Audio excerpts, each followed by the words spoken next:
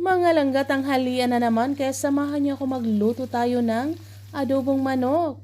Dahil nag-request yung eldest ko, bago siya umalis, magluto daw ako. Kaya ito nga pala mga langga, nagisa na ako dito ng garlic, then yung onions at isunod na rin natin yung manok.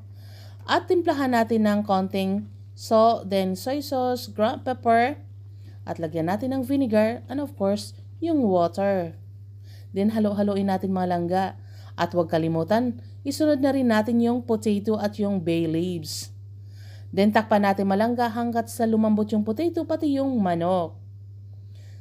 At ito na nga siya mga langga, pwede na to, hindi ko kailangan ubusin yung tubig kasi yan ang gusto nilang isabaw sa kanin.